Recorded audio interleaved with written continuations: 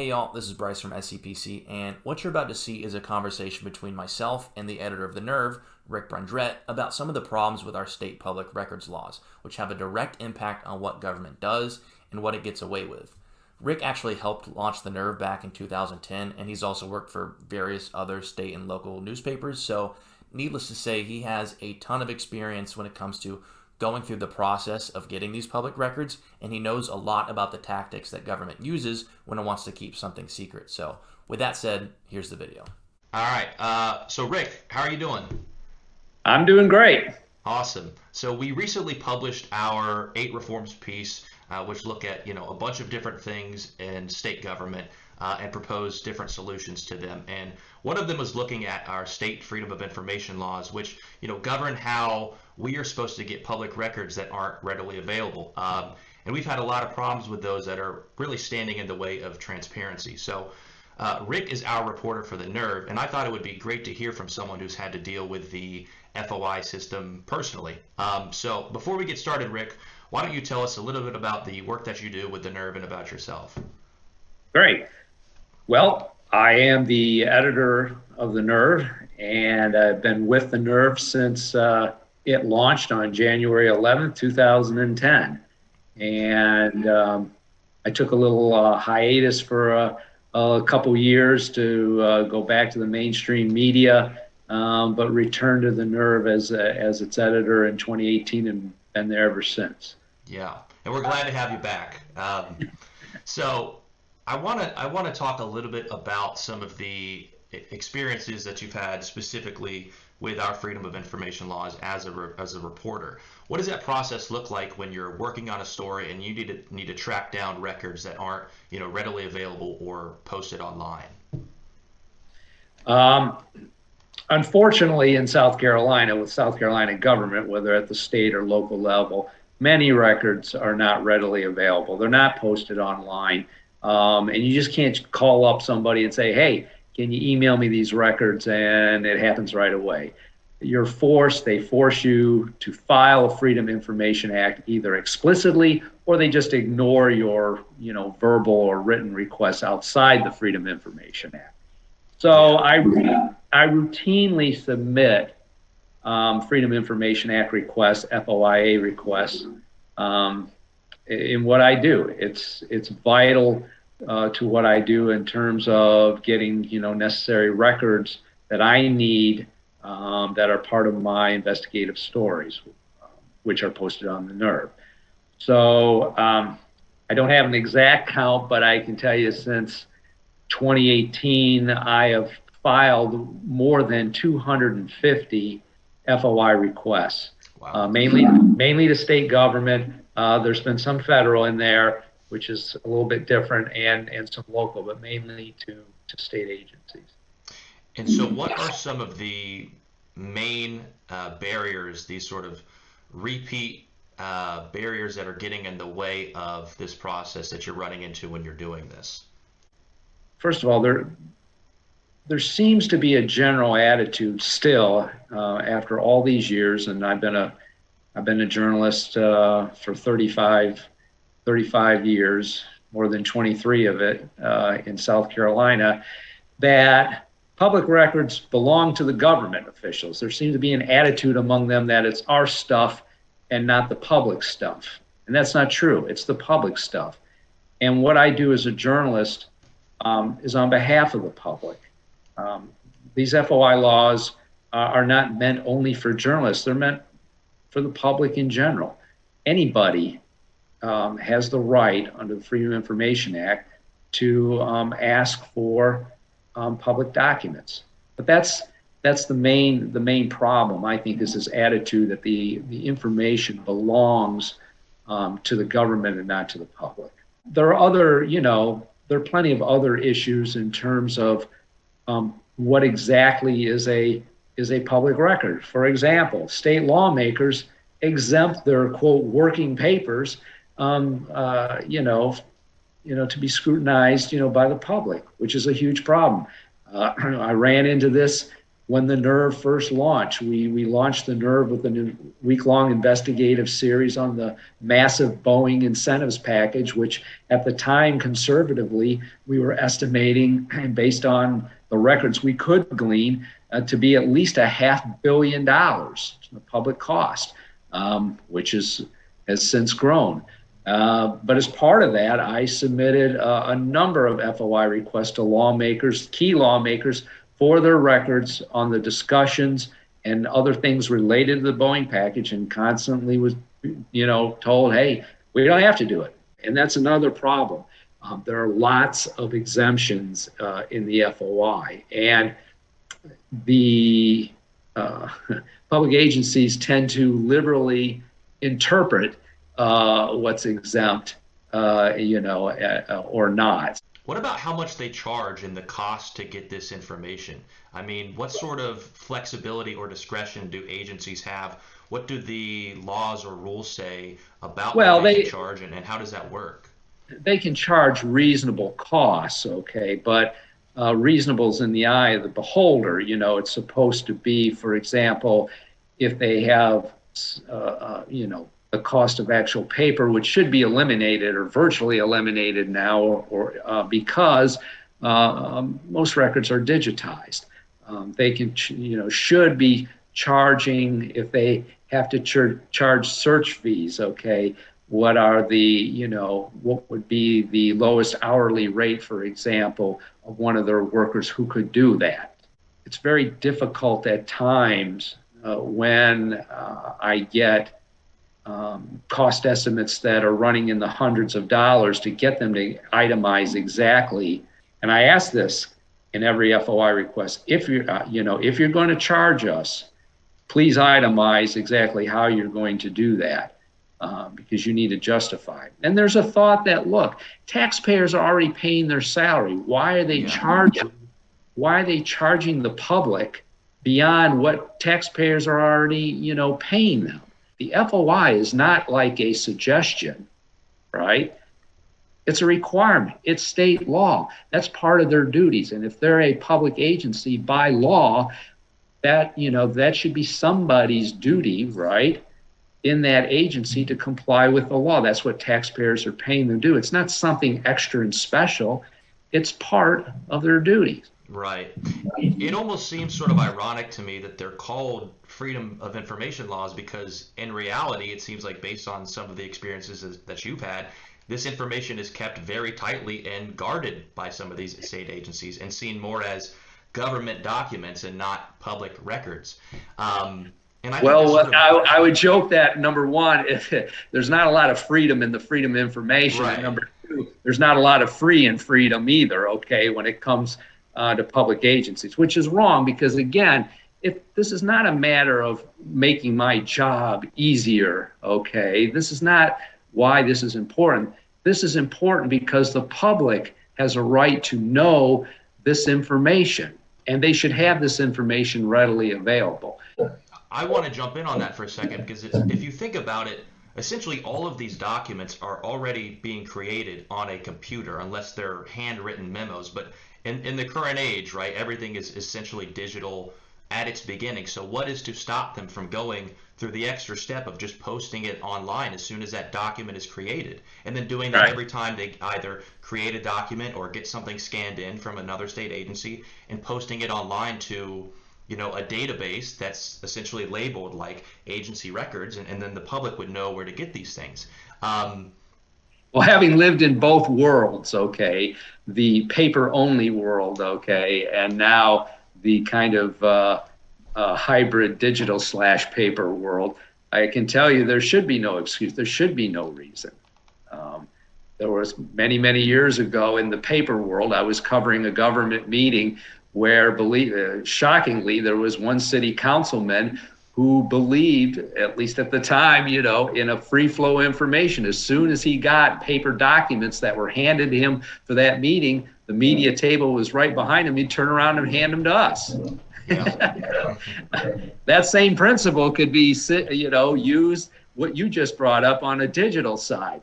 Yep. In this data-driven, instant results world we live in, people want that. You should be able to go to any government website, type in a question. Hey, what did so and so spend? Okay, on travel this particular month, and where did he or she go? Boom, here it is. Comes Yep. to the link. Right? Shouldn't be that shouldn't be an issue, but it is, and so because it is, and I don't see it changing anytime soon. It forces the public, including myself as a journalist, to constantly file FOI requests. Right. And I want to get into that a little bit because state agencies have a lot of discretion with what they post online already. I mean, if you go to, the Department of Administration, the Executive Budget Office, they post some or maybe a lot of records online, and they sort of, unless it's mandated, decide what actually gets posted up there. But Right. they could take the initiative and do this on their own without a law change. And I think it would be a great idea if one agency were, that sort of champions itself as a pro-transparency agency were to do this and to take that step, and maybe others would follow suit.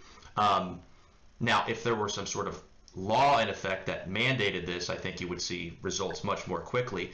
But Well, in the here's meantime, something. changes can occur. Well, and you raise an interesting point. Okay, first of all, as I said before, there are a lot of exemptions in the FOI.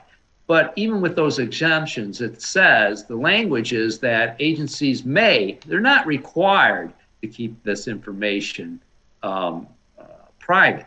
And what, at least in my, what I do, I'm not asking for people's private medical records or private financial records. What I'm asking for, okay, are how, records relating to how public tax dollars are being spent, or public actions, or, being taken by officials, or anything else, actions related to their official duties. This system, it creates a lot of unnecessary work, and that is really a point that I want to drive home, because obviously this would be a positive for citizens, because transparency doesn't just serve reporters that sort of publish this information. It's for anyone that wants to know in an instant Right. how their tax dollars are being spent. Right. And I just think if you look at it from the agency perspective too, if you just did this early on and sort of on the basis that documents come in, you wouldn't need someone assigned to responding to reporters' emails and negotiating, FOIA costs. That you would cut that out. You would save money on that end too. So I just don't think it makes sense to continue doing things. If you think about the FOIA laws, they were written in a pre-internet age. And correct. They were basically created in the mid 1970s. Okay, the FOIA law. And it was supposedly reformed, took effect in 2017. Okay, well, there were some things that were good things that were done, at least, from my perspective, some improvements made. For example, agencies have to respond generally within 10 business days of a FOIA request versus 15. If the information you're requesting is, say, less than a year, year old. But there's still a lot of weaknesses in it, okay? For example, I mean, under the reform, they dropped any criminal penalties for it. Not that it was used much in the past, but they had dropped that. For now ignoring the FOIA law? For willfully and knowingly ignoring the law with intent to withhold information. And that's the other issue. If a public agency tells you, no, we're not going to give you what you want, what's your choice? What are your options? Well, you can go to court, go to circuit court, and ask a judge to, require them to do it. And if you win, you can get them to pay, if the judge agrees, your attorney fees, for doing that. The law and the revision was also, done when it was revised. It allows those agencies to go to court now, okay, and sue you essentially for if they believe that your requests were overly broad, vague, okay, or otherwise improper in their eyes. If they can convince a judge, you could be on the hook probably for their attorney fees. So Think there's about that for a second, though. Think about how intimidating that would be to someone of the public that doesn't have experience writing right. these FOIA forms, that doesn't do this on a regular basis. They may not know that their request is overly broad. There may not have been an intent to waste the agency's time, but now Right. this agency can use the court system to not only block the public records, but to come after them. I mean, that is a Right. failure of this system, in my Yeah, opinion. and and South Carolina has never been considered one of the states with a strong FOI law. And again, ultimately, it's not something that hurts journalists, okay, but it hurts the public, okay, and it hurts the right to know, and ultimately, it undermines democracy, because when citizens don't have the information that they need about how their government runs, and government is being run in secret, that's when democracy fails. Yeah, yeah. Well said. And at least the nerve is committed. It's always been committed, and it's our mantra. We have it right on our website, where government gets exposed. I could tell a lot of war stories, but the most recent one, it's not secret, is with the third branch of government, the judicial department. They won't even recognize. In fact, they put it in writing to me that we are not subject, at least to our operations of our court system, to the Freedom of Information Act. That's incredible. You're the third branch of government, okay, which, by the way, is supposed to be interpreting FOI laws when there's a suit brought, okay, for themselves. Hey, don't apply to us, okay? And that can feel like an incredibly hopeless situation, because like you were talking about earlier, if we're relying on the court system to sort of get agencies to hand over that information, but the court system thinks that they're exempt from it, then who do we Right. go to? Who do we go to Exactly. to Exactly. get this corrected? Who does the public seek, redress for, who can the, public go to get any kind of relief, when the system, the third branch of government, which is supposed to be enforcing the FOI, doesn't even think it applies to itself? Yeah. I mean, that's a pretty, to me, that's a pretty disturbing situation, but that's the situation we have going on, right now. And, that's with the third branch. And what about, the executive branch? Well, Commerce has carve outs for, they can withhold information, that's proprietary in nature, and incentive deals. And they don't have to release information until incentive agreements are finalized. Well, how do they interpret what's finalized? Mm-hmm. Well, that's the last signature on the last page of any last document. And that's how they interpret it a lot of times. And so, and that can go on for months and years. That process. Yeah, can take and I've had that. time. I've had that happen. I've had, months and months waiting for, basic documents. And why is this important? Okay, because again, transparency.